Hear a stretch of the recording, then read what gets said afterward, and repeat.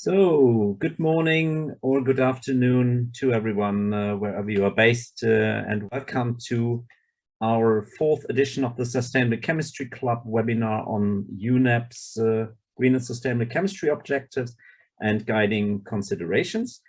My name is Alexis Bazzanella. I'm the Director of the Innovation Hub of ISC3, which is the International Sustainable Chemistry Collaborative Center.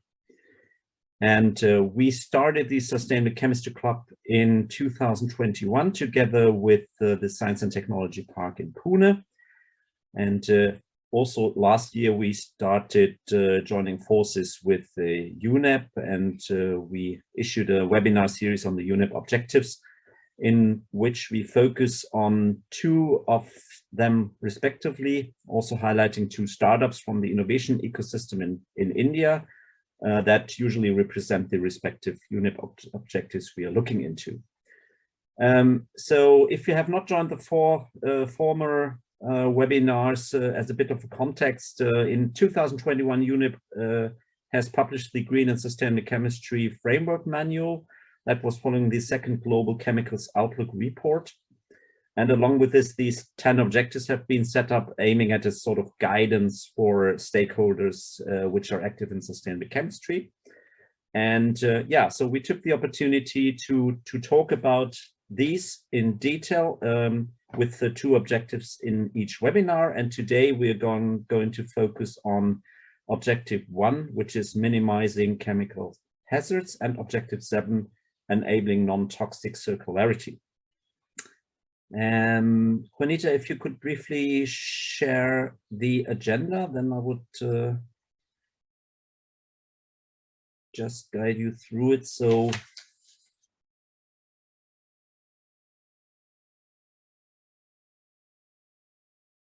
Juanita? Am I not sharing right now? No. Ah, sorry. Not. I thought I'm sharing. Now? Yeah. Not in presentation mode yet. Now? Yeah, thank you. Perfect. Okay, so we're still at the welcome and brief introduction. So then Colin, who I'm going to introduce in a minute, will briefly deep dive into the objectives 1 and 7, or the UNEP objectives in general. And then we have two startups showcasing their innovation and their startup. That's Ashaya and Minimise Cleantech solution, the two startups. And after that, we will have a panel discussion on different issues around sustainable chemistry.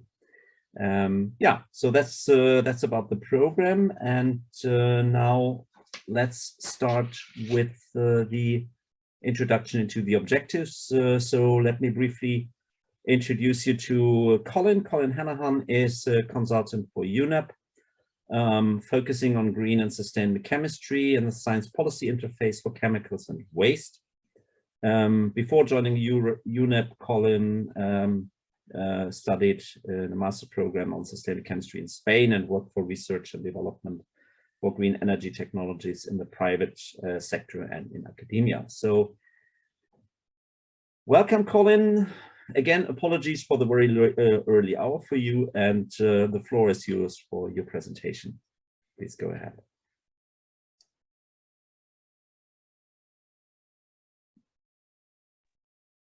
Thank you, Alexis. Can you hear me? Yes, very well. And you can also see the screen, but not in the presentation mode yet. Okay. Okay.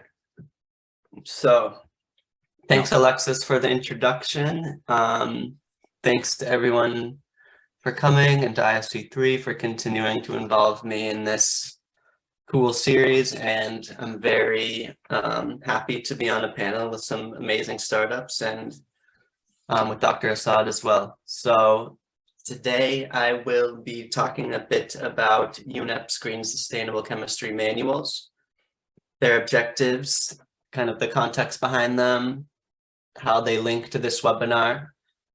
And yeah, I'll be brief.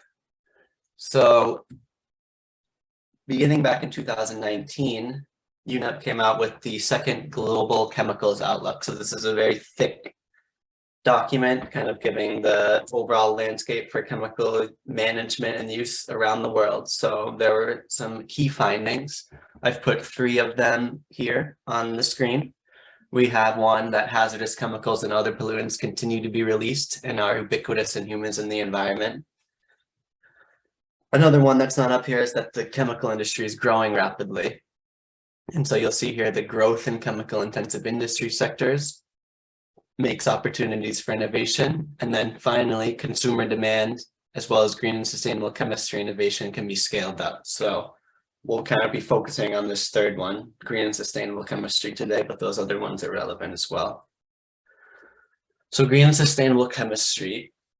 To UNEP, a chemistry innovation, this includes molecules, it includes chemical engineering sciences, so chemical processes, and it also includes, innovations in product development. So it doesn't need to be something super high tech to be green and sustainable chemistry innovation to make a big impact. So you can see here some ways that green and sustainable chemistry innovation can contribute to some big sustainability challenges. And we'll see today startups that are using green and sustainable chemistry innovation to do just that. Climate change, circularity, pollution. There's some examples of innovations that address those issues below. So recognizing these opportunities, all of the countries of the world, they came together at the United Nations Environment Assembly in 2019. They welcomed the analysis of best practices in sustainable chemistry, and they asked UNEP to make manuals on green and sustainable chemistry. So the first one came out in 2020 or 2021 is the framework manual. So it's kind of a general overview of key topics, enabling policies and other things related to green and sustainable chemistry. And here you can see a little conceptual framework for the manual. So the first half, chapters 2, 3, and 4, that answers why do we need green and sustainable chemistry? What is it? Second half, we're talking about how. What are those enabling instruments, financial instruments, policy instruments, those areas of the economy and sectors that we need to strengthen to make sure that we achieve green and sustainable chemistry goals. So chapter 3 of the Green and Sustainable Chemistry Framework Manual are these objectives. So they're kind of the heart of the manual, and they are the result of about 100 experts from around the world, from NGOs, from academia, from the private sector, from government, coming together to decide, how can we illustrate what green and sustainable chemistry can achieve. So you can see they range from 1 and 2 to more green chemistry, classic considerations, and then to the end, we're talking more social sustainability, maximizing social benefits and developing solutions for sustainability challenges. So today we're going to focus on objectives 1 to 7, but we'll be seeing from these startups, I hope, how they are also addressing other objectives, before they even really know about them. I know that Ashaya was talking about making sure their products are accessible. Their innovation products are accessible. So then we're talking about maximizing social benefits, and minimise, they're recycling lithium. I don't want to say everything that they're going to say, but when you're recycling lithium, you're achieving objective 3. You're advancing sustainable sourcing of resources and feedstock. So we can begin to see how it's possible that the objectives illustrate the outcomes of green and sustainable chemistry innovation, and maybe show an entrepreneur or a chemist how they can contribute to achieving this transformation.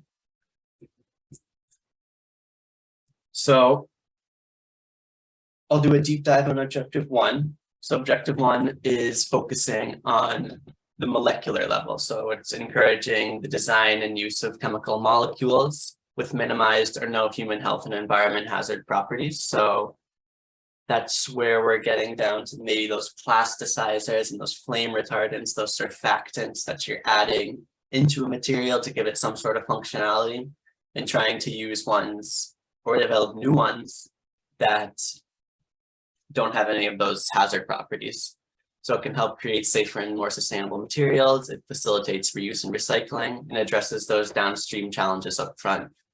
And by using these benign by design chemicals, you're helping to meet consumer demand, strengthening competitiveness, and helping to comply with regulatory frameworks and restrictions that are becoming more strict as time goes on. So objective 7 is a bit zoomed out. It's enabling non-toxic circularity. So green and sustainable chemistry innovation has a very important role in advancing a circular economy. And so this is going beyond just reuse, recycle, but also getting those toxic compounds out of materials to make sure that they're not reintroduced into the economy when the circular economy is advanced. So you can see how it fits with objective 1, but kind of focusing on a more holistic view of circularity. So we'll obviously see how our 2 startups today are contributing to 7. I think that one's pretty clear. And then finally, just zooming back out. So the objectives, they are meant to be viewed as one. So the implementation of the 10 objectives and guiding considerations for green and sustainable chemistry will require fundamental shifts in raising awareness, creating new knowledge and innovation practices. So that's kind of what, maybe it's a small step, but it's still a step forward in what we're doing today with these, and with this series, with these webinars, and what ISC3 is doing, which is really great. It's trying to raise awareness around green and sustainable chemistry, create new knowledge, and highlight some of these amazing startups that are already advancing the objectives without even knowing they exist, and trying to inspire others to do just that. So I'm not going to go on any longer so we can hear from the startups. Looking forward to the rest of the event, and I hope someone in the audience checks out the framework manual, and feel free to reach out to me. Here's my email. Thank you very much, Colin, for this nice overview on the objectives. Yeah, and we want to start with the startup, and as Colin nicely introduced already, we're not only focusing on objectives 1 and 7. So our first startup for today, Ashaya, is a good example for that. So it's a circular economy example, I would say, but definitely also working on poverty and social aspects as well. So let me introduce Anish Malpani. He's currently building Ashaya, which is a social enterprise based in Pune. Upcycling or using so-called impossible to recycle plastic waste, which is multi-layer packaging, into sunglasses. Well, interesting. So Anish has more than 10 years of experience in finance, operations, data and social impact space across 3 continents.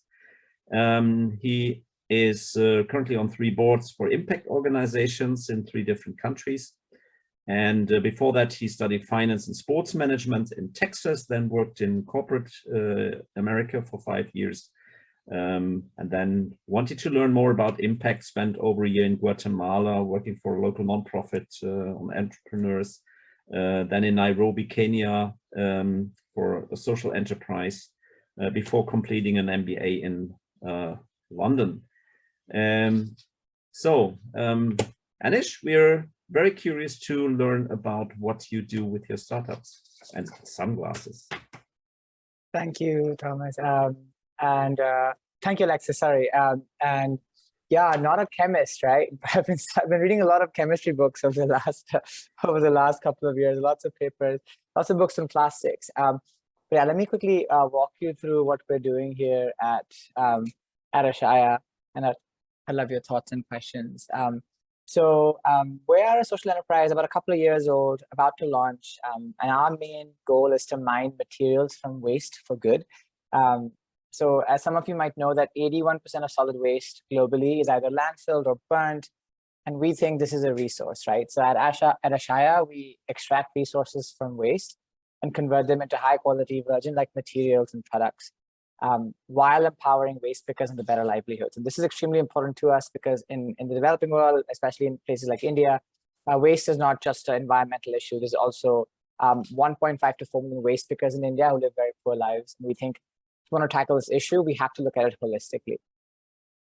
So I know that's a little vague, where the specific problem we're starting with is metallized multi-layered plastic packaging. For those that are familiar with waste, this is notorious as one of the most, this is considered impossible to recycle. Globally, near 0% of this waste is recycled because it's really hard to recycle. It's considered impossible because it contains 3 to 5 different types of materials fused together, such as PP, PE, PET, aluminum, and paper. And as you know, right, mixing plastics and aluminum and an extruder is always trouble. And paper also destroys your feed, correct? It's also very light, so it makes it expensive to process and transport. It's also inconsistent. So, a chips packet will have a certain composition. A chocolate wrapper will have a different composition, and then Tetra Pak has like cellulose in it. So it's never consistent, making it like really hard to recycle consistently. It's the worst. We find like hair, tobacco, all kinds of things like, dust. This is post-consumer. Sometimes we find like biscuits. The other day, like somebody found like a whole half a packet of biscuits in it. So it's always very interesting what we get.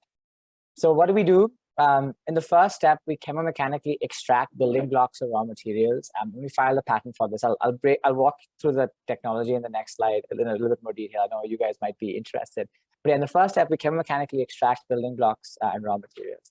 And the second step, we take these raw materials and building blocks, we compound them into high quality materials, which are more recyclable. And then in the third step, we convert them into products like sunglasses, which I can show you in a bit, posters. And we're about to add through our new brand. It's a direct-to-consumer Without. It's called Without. And we're launching actually in 1 week. So I'm really like stressed out right now. But yeah, it's really exciting.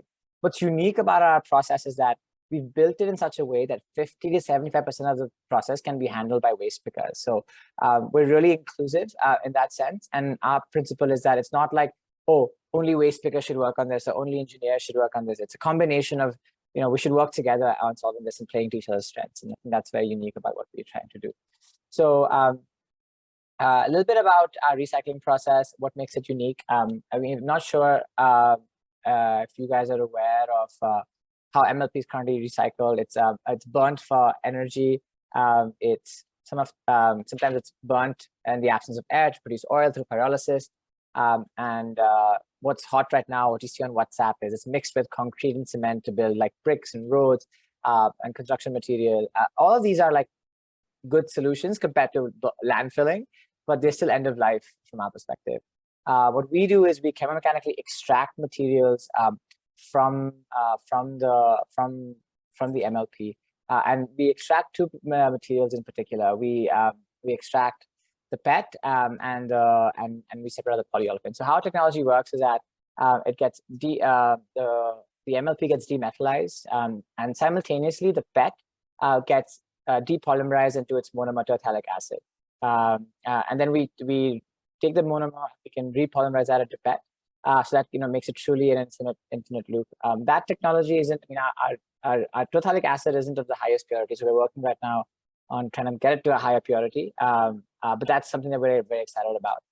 And then we also get like 67% is like polyolefins. We get a mixture of PP and PE, which we then compound and compatibilize to create our first material, which is what we're making the sunglasses from. So this is, and both of these this is more recyclable than like what the original plastic was. And also like our methodology, one last thing about our technology is that it's a water-based solution. So we're not using organic solvents, which makes it very scalable and easy. And also the water is fully recyclable, which is what makes it, we think, very green. Though it requires large amounts of water, we're working right now on optimizing the water quantity. But the fact that it is water-based and the fact that it is recyclable makes it very scalable from our perspective. And it's not a very complex process. I'm happy to talk about that more in detail. It's also robust. It can not only handle MLP, but it can handle almost any other type of plastic, excluding polystyrene, and also some of the harder stuff like colored PET bottles, polycotton textiles, Tetra Pak, metallized paper plates. So it's robust. We also get really good material properties. This is what we're really excited about. So some of you will be familiar with mechanical properties of materials. So we look at tensile strength and elongation. The gray bars represent virgin material. The green bars represent recycled materials, and the blue bar is Ashaya's materials. As you see, the tensile strength we get is about 14 MPa, and we get really good elongation as well at 500%. So And this is really hard from chips package from MLP. It's one of the hardest, probably the hardest thing we've done so far. So we're really proud of that. Just a glimpse of how it works. This is how it starts after cleaning and shredding. And then after our first chemical extraction, we get polyolefins, just PP and PE, and we get monomer of PET. Then we get compounded into pellets and repolymerize the phthalic acid into PET. And then we get our first product. This is our actual prototype of our first product that we're really excited to launch in the next week, as I said. And the product is going to be really cool because obviously the frames are made from upcycled material coming from the worst plastic. But there'll also be a QR code which tells a story of how these sunglasses were upcycled and how they were built. So which waste pickers worked on it, where the waste came from, and how many packets of chips required to get to these sunglasses.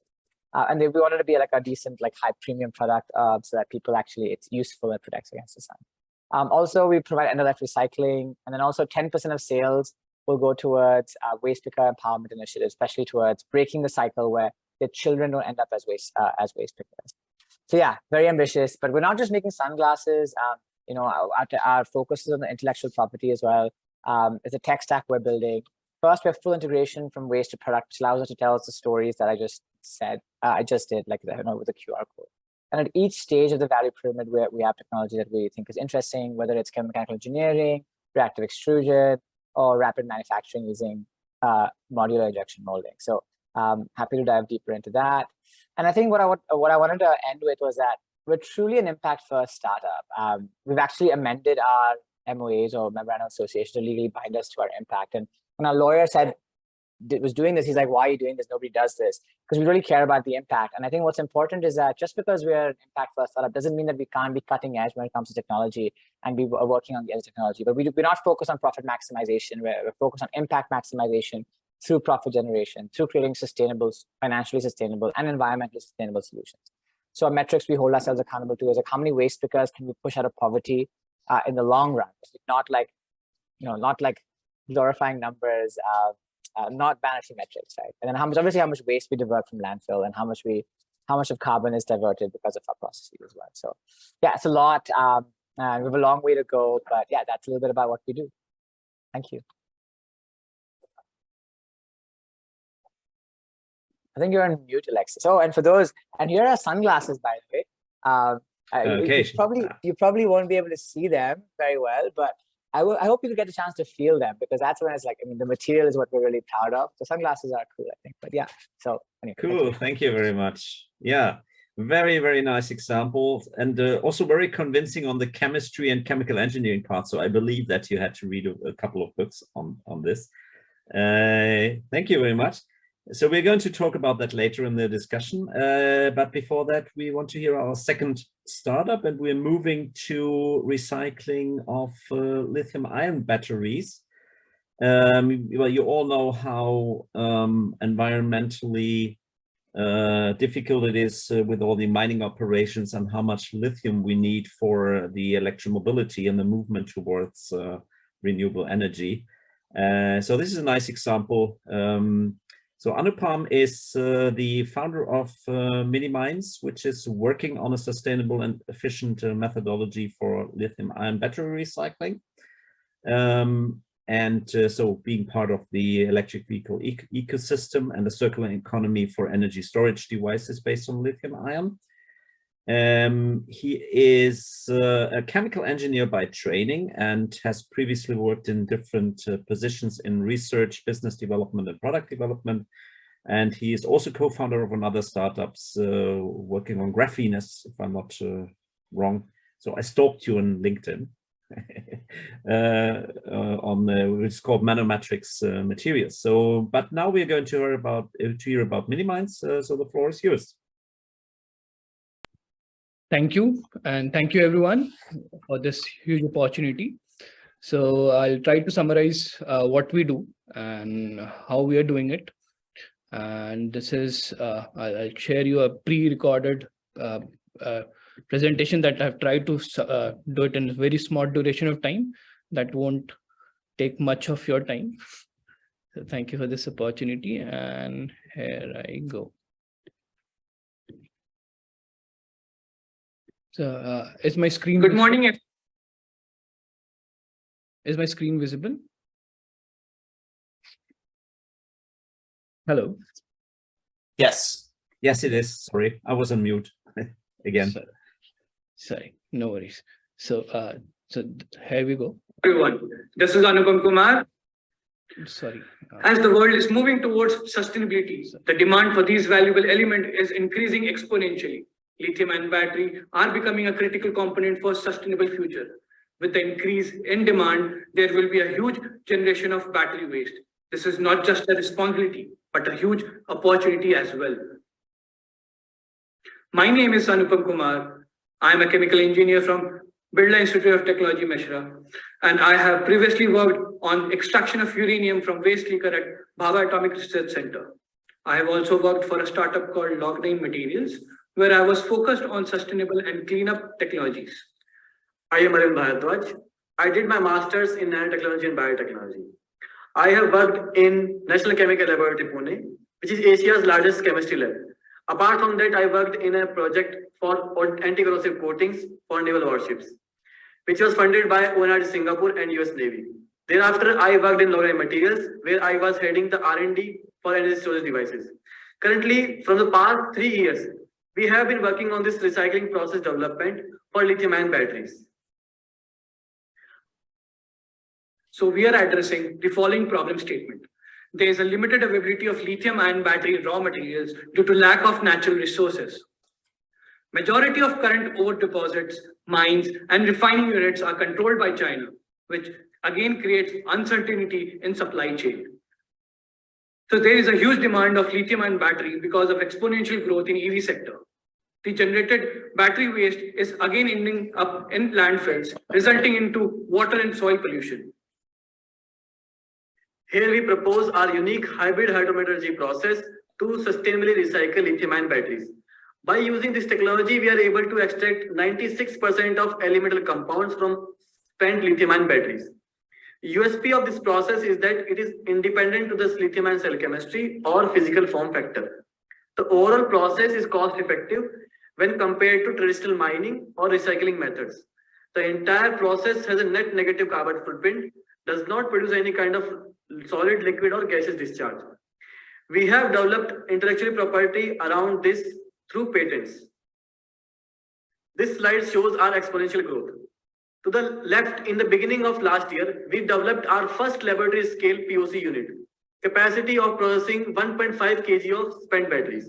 In the middle, we scaled up the pilot processing unit, which is capable of processing 20 kg of spent batteries. Now, currently, we are setting up commercial unit with a capacity of 3,000 tons annually, which is scheduled to be operational by February 2024. Here are some of our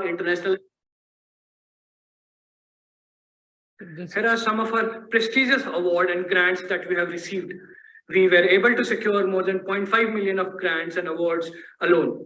Some of our notable mentions are Top 30 Startup Award, UNEP Startup Award, Niti Aayog Award by Government of India.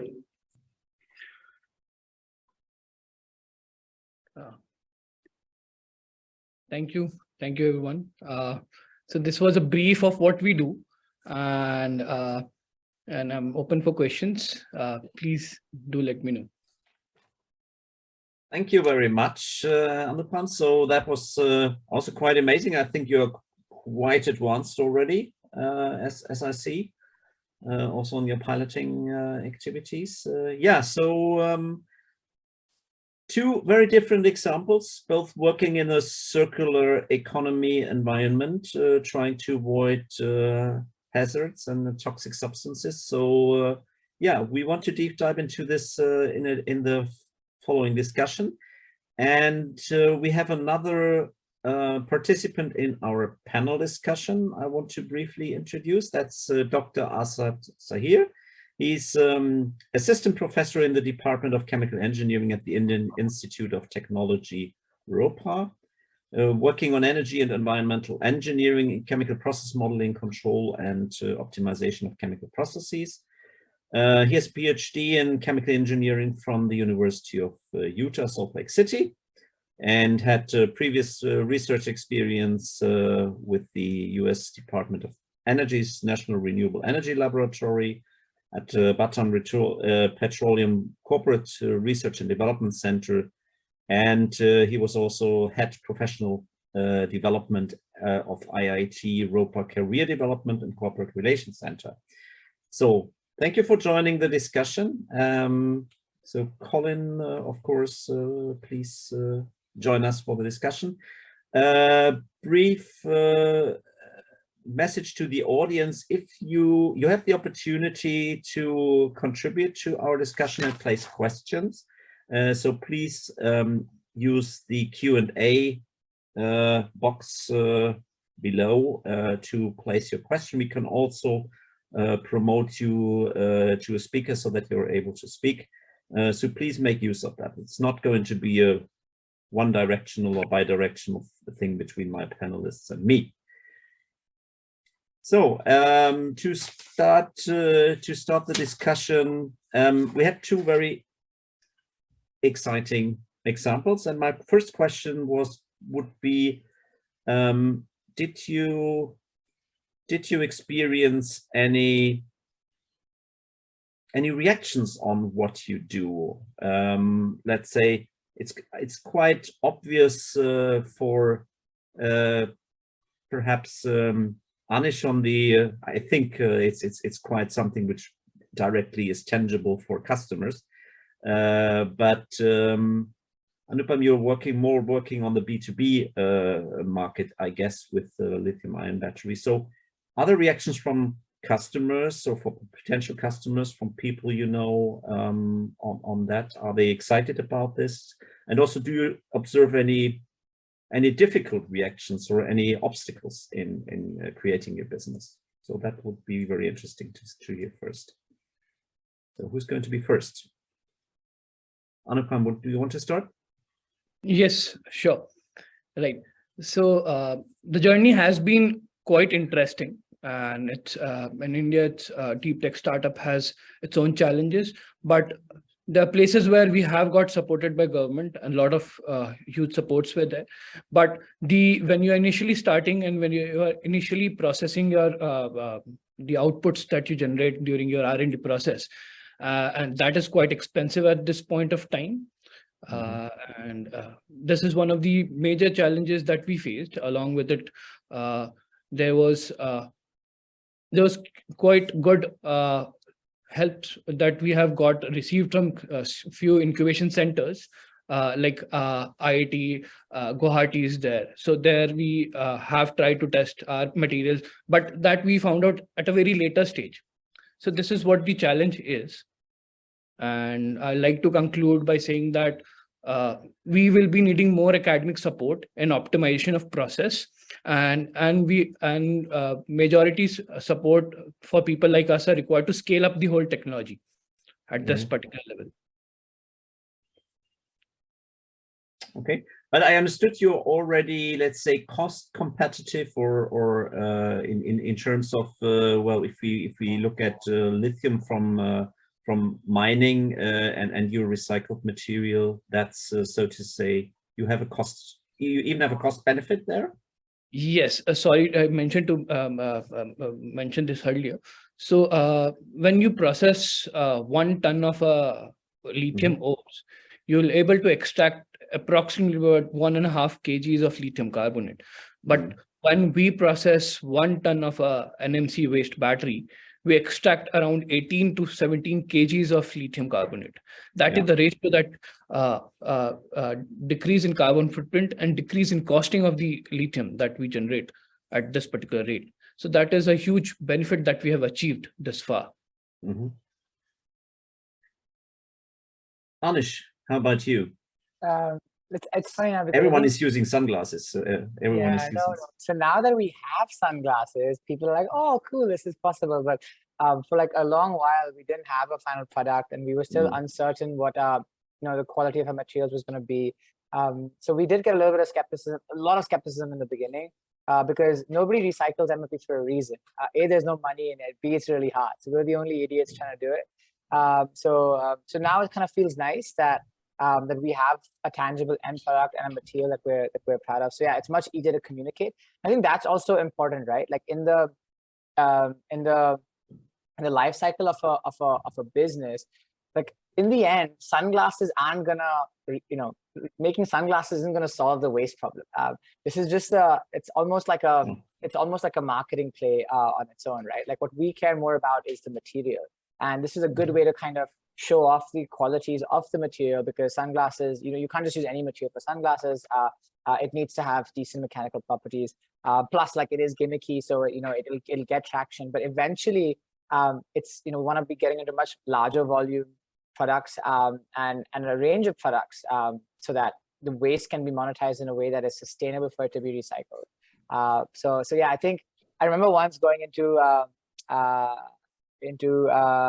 a professor. So we got a meeting with this like big professor in India, and we were like super excited. Wanted to kind of brainstorm get this feedback on some of the polymer technology that we're working on.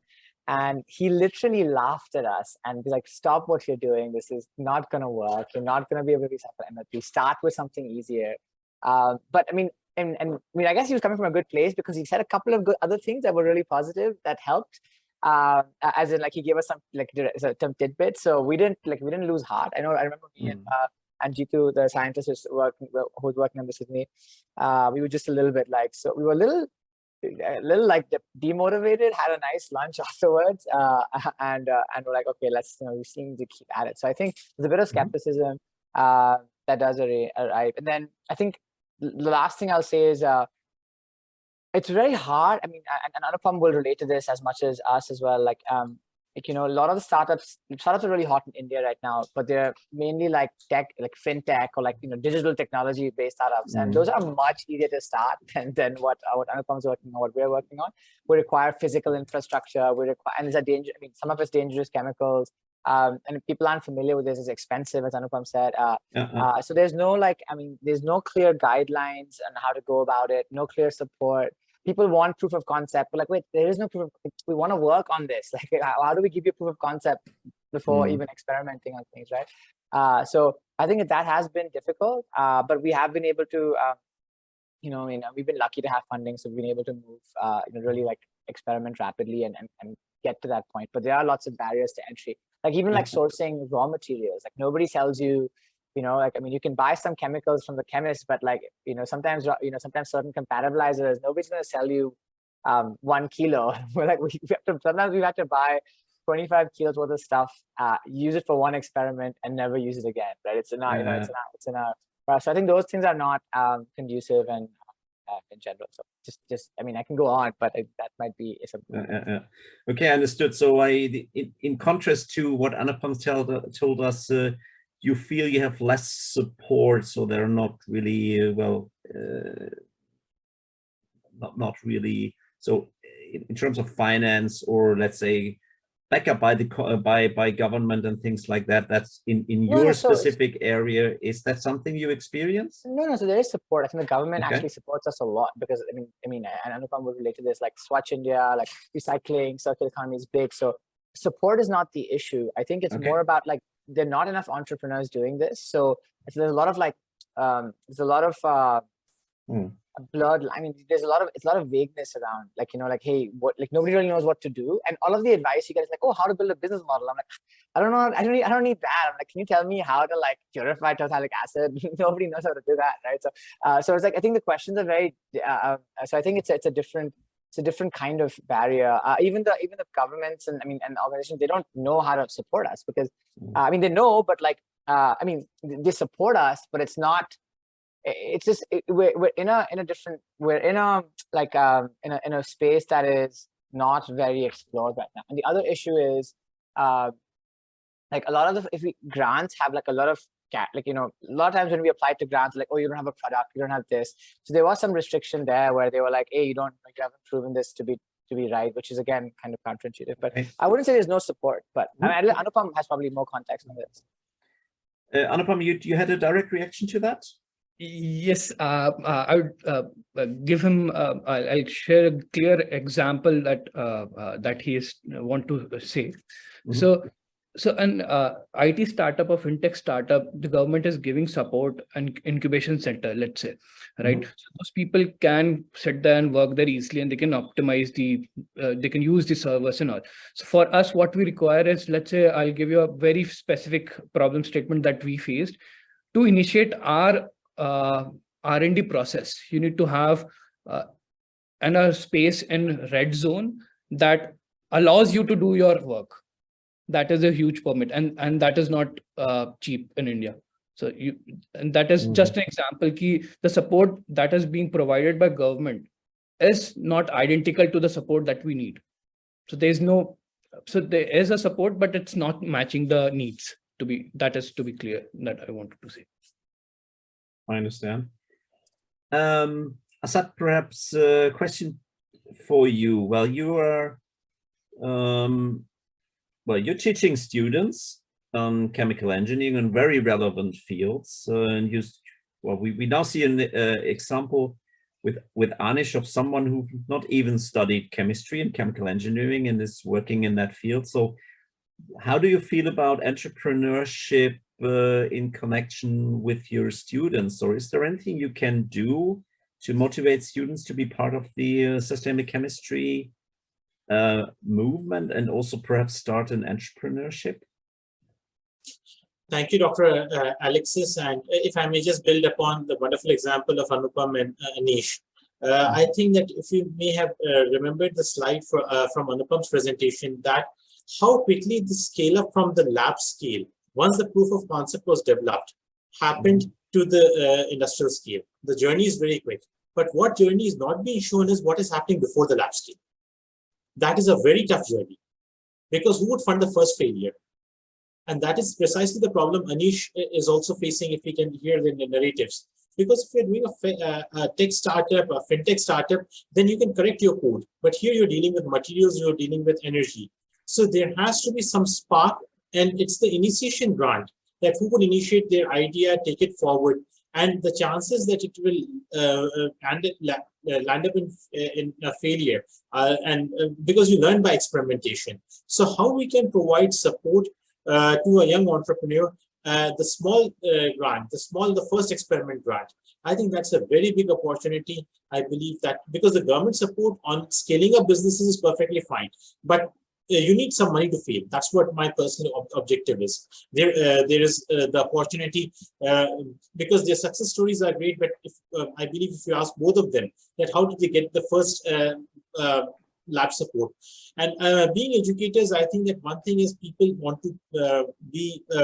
to minimize risk. What Sunny's story is telling about that he talked to an educator, but they were able to identify what the risks were. But Anish could see the opportunities. So when it comes to an educational setup, I think that a framework where you can have the first experiment where they can succeed or they can fail, that small initiation is important. The second part of the story is that also as educators, we need to, and this is a wonderful initiative like the Sustainable Chemistry Club, where people who have succeeded in businesses related to chemical engineering, sustainable chemistry, their stories need to be communicated to the wider public and dissemination, because there are not many examples. If I may say, for India, India's chemical business has been primarily a family business where there was availability of capital. So if you want to start from scratch, you need a research and development lab, you need to work through regulations. So there needs to be a lot more support. And like Anupam was mentioning about the difficulty in red zone, you need mentorship. So that ecosystem, I think, especially when it comes to chemistry and chemical engineering, there is scope, but we need to frame the problem for it. Okay, and if we are able with the Sustainable Chemistry Club to contribute to that, at least to create some awareness on that, entrepreneurship has really something that more people could do or could go on this endeavor, we would already have success there, definitely. Yeah, you already mentioned a couple of things came to my mind that we usually know that it's a bit more difficult to create a startup in chemistry than in IT, for example, in terms of infrastructure. You need or lab space and things like that. So what is your experience on that? How did you really start? And I want to perhaps learn more about some genuine problems you had or challenges you had to experience in creating your startup. So if I may. Of course. So when we initiated the process, so this process couldn't be done at any simpler place, right? We need proper compliant places to operate this particular reactions and these process, right? So I went at least 50 to 25 universities asking for help. I need a space, small space where I can set up my reaction, where I can when I can do this reaction, I can extract output, I can do test. So most of the places were denied. Couple of places asked directly for the equity. Couple of places, universities, these are the universities that I'm talking about. These are not private facilities. These are government and private universities that I went to. So these people asked fees from me. So if I had been having money to give that space, why would I have come to you? That was the question was, and it was like a needle in a haystack that I found a place, and it is called ECH Incubation Center in Rajasthan, who helped us a lot, provide us proper compliant space where you can operate on lithium and batteries. So that is also a very huge task. Compliances in India and anywhere, compliances working on lithium and battery is tough, and to achieve that, to initiate that, is also a major challenge that I faced in my initial days. Okay, thank you for sharing this. Yeah.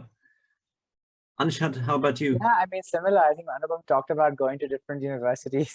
We had the same experience ourselves.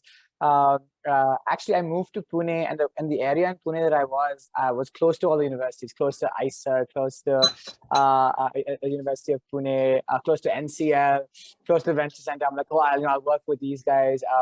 And I remember going and talking to them, and it's like the thing is, it's possible, but it's not easy. I remember when there's Venture Center, which helps incubate a lot of entrepreneurs. We went to them and they were supportive, but for a 500 square foot lab space, the price they were asking was like ridiculous, right? And I'm like, wait, I can get. It was really, really expensive. And I don't think they're coming from a bad place. I just think that's the cost of business for them. And then so then we were like, this doesn't make any sense because there's so many restrictions. Plus, every chemical we have to ask their permission for. So these were the rules we were kind of being told. And then also from a machine perspective, because you're working with waste, like post-consumer waste, nobody wants you to put like stuff into your extruder, right? Nobody wants you to put contaminated feedstock into your extruder. So I can imagine. How do you experiment? And so we realized quickly that if we work with universities, we would make progress very slowly. It would take very long. We'd get a couple of experiments in. So we pivoted very early on. We have to invest money in building our own lab from the bottom up. And that's what we ended up doing. We ended up getting a small space, 2 tables, and like 1 stirrer, I remember. And I think we did our first experiment like that. And the beauty of building your lab from bottom up was that we only bought equipment we needed, right? We were like, you can't afford to buy things we don't need. So we're very particular about what we were doing. And so now the lab is fully built up, and like 90, I would like to say 80 to 90% of the machinery we have, we still use. The 10% we don't use because we've outgrown it, because we're just doing much bigger experiments right now. And some that just failed. Like, oops, okay, this is not going to work anymore. So I think that, so putting my own money into this was really important. Like I've put a lot of my own money into this, and I think that's a cheat code that I have, but many entrepreneurs don't have that. And I know fellow entrepreneurs who ended up going and they couldn't afford a 500 square foot lab space because it was too expensive. They ended up with like 1 table, and then I think 1 small table, like maybe 100 square feet. And then you kind of start there, but you're starting very small. And I think we learned that stuff that works with 1 gram does not work necessarily with like 1 kilogram, and things completely change, right? Like, of course, glassware is we don't have, we no longer spend any money on glassware because we moved to much bigger, into like actual steel. So I think those were like always, it was really challenging, and I think just getting access to lab space, machinery, and because we built our own lab in the first year, we did close to 1,000 experiments with an average time of like 3 hours. which is, and these are like complex experiments, you know, with like twin screw extruders and high pressure autoclaves and stuff that we would never have been able to do if we tried to rely on universities. And also there's always like skepticism and there's not enough trust. There's a power dynamic, like the entrepreneurs are always idiots, like, I mean, in many people's eyes. So it's really difficult to break those initial barriers. So it's helpful to have capital. So we were very lucky, but also, I mean, that's, you know, we made the most of it as we could. Dr. Assad, I don't want you to be the social ambassador of the whole Indian university system, but it seems that there might be some room for improvement in collaborating with startups. Absolutely, and I just want to build up on the starting stage, because this is a question I also got the career development hat here. One thing which Anupam's, if you see the company profile, you may notice that he has hired a lot of BTech students, MTech students who have done, if I may recollect from the slides over here. There is an opportunity at this point in time because many of us students, especially in the chemical and chemistry industries, industrial chemistry or chemical engineering, are in search of some valuable experiences. So if and universities like ours and many others in the country, the talent is there, but the link that how do you develop some, maybe using some open source tools, do an environment calculation, do a computational fluid dynamic calculation, and leveraging some, even I would say process simulation calculation. I'm talking like process flow sheeting in certain cases, can be achieved using a combination of talent and open source. Regarding the laboratories, I think it's a policy matter, and I think this is something that requires a lot more incentive and building a culture. And I think that once we have got these success stories, especially communicating that how you can start a lab from the university without actually having lack of support and why support is needed. I believe that and the platforms like these, I think the narrative is expected to change in the future. Thank you very much. Yeah. We have a quite extensive comment from Cecilia in the chat. So Juanita, could you perhaps promote Cecilia? That I don't know. Would you, Cecilia? Would you like to make a short comment or a question on this?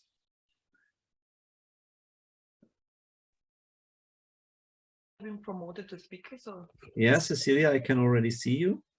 if you would like to be part of discussion, Cecilia, we're looking forward to hearing your comments. Can you briefly say who you are first and then? Yes. Am I audible now? Yes, you are. Okay. Hi. Cecilia Wandiga, Executive Director for Center for Science and Technology Innovation here in Nairobi, Kenya. And we are partnered with ISC3 also. So we are, our role is to sort of bridge that gap between academia and industry and try to help local startups in exactly what you're doing in this chem startup space. I just wanted to reiterate that the same challenges that you're saying. One of the startups, she set up her own lab. This was on the biotech side, and she does virus indexing. And when she was bringing in the equipment, she was using CRISPR. The customs told her there's no way you can use CRISPR machines for virus indexing, and they didn't want to let her bring in the equipment. Okay.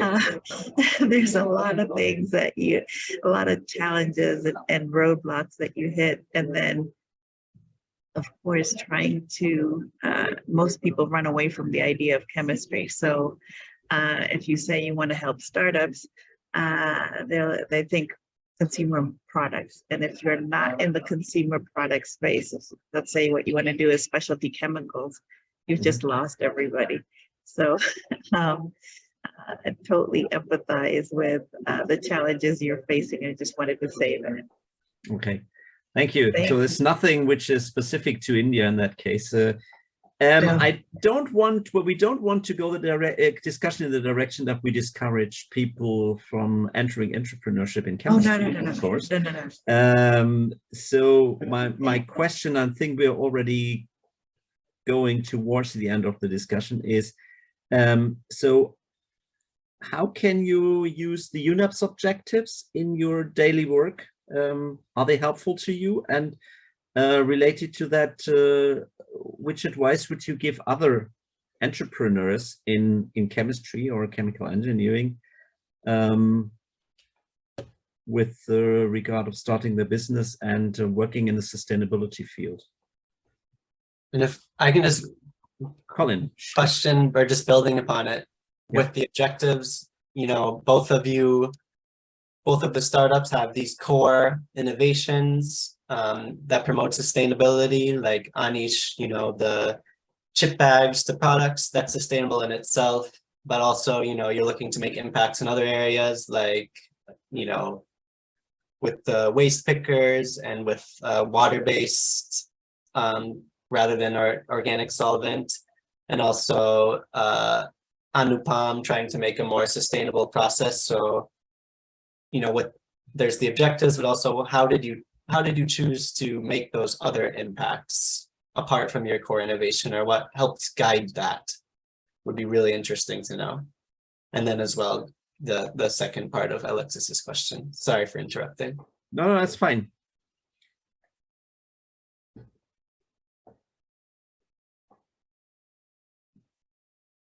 So it's a triple question, so to say. You want to go on, or do you want me to go? Yeah. I can go. Okay. So I mean, I think we started off like backwards. We knew what we were trying to solve for. We knew that we had to fundamentally increase the value of waste and then use that value to empower waste pickers out. Like, I spent about a year researching the waste issue, and it was helpful to know that you know, you can't just look at waste as a recycling problem, or you can't look at the waste problem as a recycling issue or a you know, so environmental issue. You have to, it's also a social issue and economic issue. So kind of looking at it holistically was really important. And then also you don't want to create a solution that's worse for the environment. I remember we were discussing that, like it has to be better. I mean, it's a low bar compared to like how plastic is made right now. So, but still, we don't want to create something that's worse. And then the third thing is, you know, the more complex you make something, the more dangerous it can generally be. So, you know, the fact that we had to build our own lab meant that using water-based solutions was much easier, right? Like it was just, you know, we didn't want to mess around with organic solvents as much. As, you know, harder to source, it's not safe. And it's also not scalable. So we try to look at things holistically with an economic lens as well. It's not like, you know, sometimes one of the things that me and my scientist, we used to like kind of go, like, you know, complement each other is that, you know, he would be like, hey, this is going to work. I'm like, yeah, that catalyst is impossible to find, or is really expensive, or we're not going to be able to source. And, you know, our process can't be so expensive that it's not economically viable. So kind of looking at it from a perspective is very good. And I think one thing that's very interesting is that, like from a objectives perspective, like we've always want to be as green as possible, as sustainable as possible, but sometimes getting access to sustainable additives is hard. Like, you know, like antioxidants that are green, like vitamin E, for instance, is really, we want to use it, but like it's really hard to source, at least in Pune, at small scales, easily, and they're really expensive to source from the chemist. So, you know, all of those things, you know, and then we don't want like perfect to be the enemy of good. So you have to kind of find the right balance. Like, okay, we're doing X, Y, and Z, that's good, but then the A, B, and C will come back to when we grow bigger. We can optimize for that. So obviously our process is green, but I mean, it's not 100% green. Nothing is 100% green. While we're trying to constantly work towards making it more green as green as possible, but without like breaking the model, right? So I think that's always been something that we have to take into consideration, looking at things holistically. And in India, you cannot do waste recycling, in my perspective, without considering waste pickers, because you directly impact them in some way or the other. I think that's morally questionable if you don't do something about it. So, and again, not a lot of recycling startups are impact first. I think a lot of them want to recycle. We do good for the environment, but also it's like the goal is to make money. Nothing wrong with that. I mean, money is important. But I think because we were impact centric, we looked at it more holistically. I think it's much easier for me to just make money than what we're doing right now. But yeah, so that's how we arrived at where we are. Okay. Thank you. So already an inspiration for other entrepreneurs out there. If you're able to develop sustainable additives and you already have a customer here. Anupam, do you want to continue? Yes. So the journey that we began was when we were working on electric cars, lithium-ion storage. So at that point of time, 3 years, 4 years back, everybody was focused on the charging time charging density, but nobody had an idea that after consuming so many batteries, and to consume and to create those batteries, raw materials are required, right? So we started understanding the raw material supply chain, and when we studied, we found out most of the people are dependent on foreign for all these raw materials. And we then and there started experimenting, extracting all those elemental compounds from your waste mobile batteries, your car batteries and all. So when we realized that there is a huge carbon footprint in your electric vehicles, we are transitioning towards electric vehicle because of the reason that we promote sustainability. But do we know how much carbon footprint is generated to make a single EV, and that to a lithium-ion battery pack?